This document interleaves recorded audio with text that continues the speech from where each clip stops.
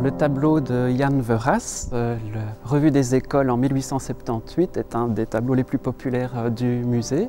Il est exposé dans le hall de ce qui à l'origine était le Palais des Beaux-Arts et c'est une des premières œuvres qui ont été exposées dans ce bâtiment pour les 50 ans de la Belgique. Mais on ne s'attarde pas sur les 50 ans de la Belgique, ici on est donc 2 ans plus tôt et on voit la date de 1878 sur une balustrade devant le Palais Royal. C'est l'allure qu'il avait à l'époque.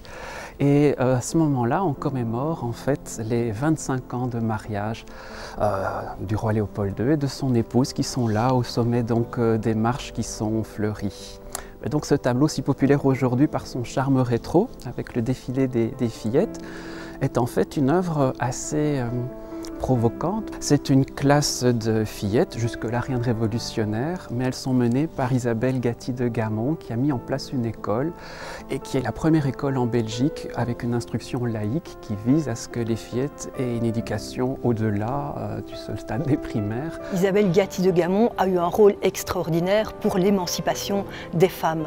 Elle a donc, comme vous l'avez dit, créé la première école secondaire inférieure pour filles à Bruxelles en 1864 et cet accès à l'éducation des filles a permis l'émancipation des femmes de manière extraordinaire. Même s'il a encore fallu attendre 1876 pour qu'une loi en Belgique permette aux jeunes filles d'accéder à l'université.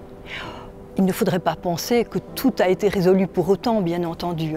En Belgique, les femmes ont encore dû attendre 1948 pour simplement avoir le droit de vote. On oublie parfois que le Code civil reposait jusqu'en 1958 en fait sur la puissance maritale. Ce principe de puissance maritale signifie concrètement que la femme était considérée comme mineure, la femme mariée, et qu'elle perdait toute capacité juridique.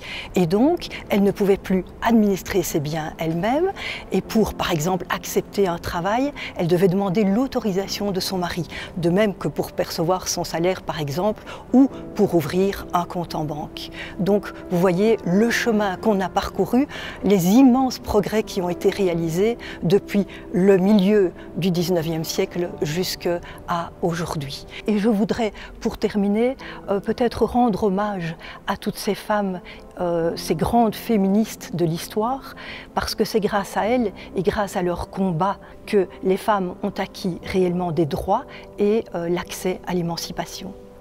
Il faut toutefois souligner que, même s'il reste beaucoup à faire chez nous, ailleurs la situation est encore moins favorable.